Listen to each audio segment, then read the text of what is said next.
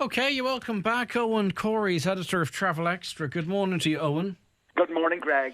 Now, we are seeing some unprecedented stuff, aren't we, in terms of travel and travel restrictions as a result of the coronavirus? It's a very vulnerable industry. I don't know if it's unprecedented because we've seen big stuff in the past, but certainly coronavirus... Well, certainly as it relates to a health scare. I'll go through some of the instances in the past. I was caught in the H1N1 in Mexico 2009, for instance, where there was almost services were being cancelled. What we're seeing, though, is that great shiver of fear sent through the world by coronavirus, and one of the first industries to be impacted is travel, tourism, aviation. We've seen flight cancellations for British Airways yesterday. Yeah, and what does that actually mean? I mean, obviously, it means that people aren't going there on holidays or for work. It also means, I suppose, too, people have difficulty getting out, and the various countries and the consulates will have to look at that, and they are looking at that. But, I mean, to see these types of routes shut down, it means they're taking it very seriously. Yeah, the story is slightly amplified by the fact that we live next door to England. The only two routes internationally that have been cancelled are Heathrow to Beijing, Shanghai. Most Irish people travel across the Middle East to China or through Helsinki, which geographically is nicely positioned for China, or through Istanbul, Dubai, Doha, Abu Dhabi. Now, what the Department of Foreign Affairs have said is they've elevated the risk from high degree of caution to avoid unnecessary travel. That has serious, very, very big implication for people who would be travelling, for instance, on holidays. That's not necessary. It also has implications for travel insurance under some policies. So bit by bit, we're seeing a situation where the rest of the world is looking at China and saying, let's curtail the contacts there. The aviation cut-off hasn't reached a crisis scale to roll back to the Ebola crisis, West Africa. 3 African countries lost almost all their air links, with the exception of Brussels Airlines, to their credit, who continue to fly. I was in Mexico 2009, the H1N1 crisis. About 30 countries cut their air links to Mexico. I was flying back through Paris while Air France were deciding whether that route would continue. It's in the era of the 24-hour news channel, news of a virus for which there is no cure creates a great shiver of fear around the world. And it does strike me that 130 cases in a country that has 1/4 of the population of the world is not a reason for undue panic.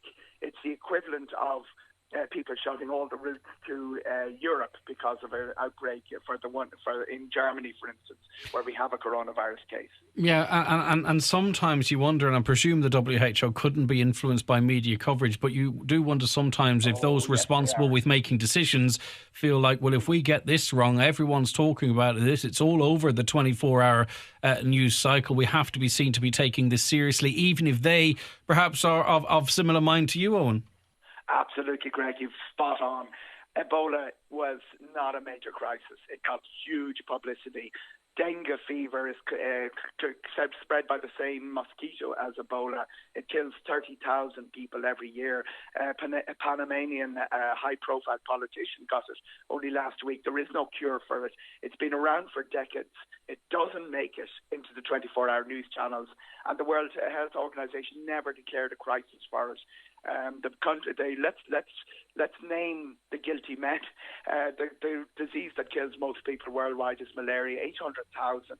That compares with 130 so far, and even if that goes to 500 or 600, which H1N1 did in 2009, it's really a disproportionate impact by a disease. There are other diseases out there for which cures are difficult. The common flu has a mortality rate, and I'm not, and neither me or you are doctors, don't get me wrong, but, there is a mortality rate with the regular flu. The cure for this coronavirus for the majority of people is actually just time, and if they are of general good health, it seems that their body rids itself of it. Just as it relates to the way we hop now, just because British Airways cancels flights directly into China, it doesn't mean someone from China can't find themselves into Britain either, because it's not a one-size-fits-all. Each country makes their own decisions, as you've already indicated. Each airline makes its own decisions. British Airways will lose money on those routes at this time of the year. I'm not saying the bean counters were the ones who initiated this, but all the other airlines serving Heathrow, China Eastern, China Southern, the beautiful new airport in Beijing, those services are continuing. What tends to happen is when you have a big impact decision, people assume that it's general. This is not the case. Now, I'm not going to say that this is going to, sort of spread to other airlines over the coming days and weeks, because airlines work on basis that the plane has to pay for itself. And if out of this, you get large-scale cancellations, flights which are already not economically viable at this time of the year, apart from the little window of the Chinese New Year, they will start looking at it and saying, oh no, it's not worth doing. British Airways have suspended until February the 17th, for instance. It gives a pretty long window for them to reevaluate whether these flights are worth resuming. What is happening, separate to the British Airways decision to cancel, is that governments around the world are increasing their level of risk advisories. That is a bigger threat to China, and China's economic contacts with the rest of the world are already under pressure from the tariff wars initiated by Donald Trump. So what will probably have a bigger impact is governments saying, okay, China's a high-risk destination.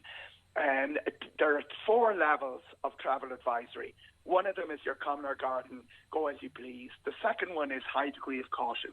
That's what the Irish government tell people going to, for instance, the Middle East countries, Turkey, places like that. That's where China was until yesterday at midday. The third level is avoid unnecessary travel, and that's where China is today. And the fourth one is don't go at all. That's pretty much Syria, Libya, places like that. Governments around the world are using those. Some of them are on level 2, some are on level 3. When governments start going to level 4, that's big implications for contact with China.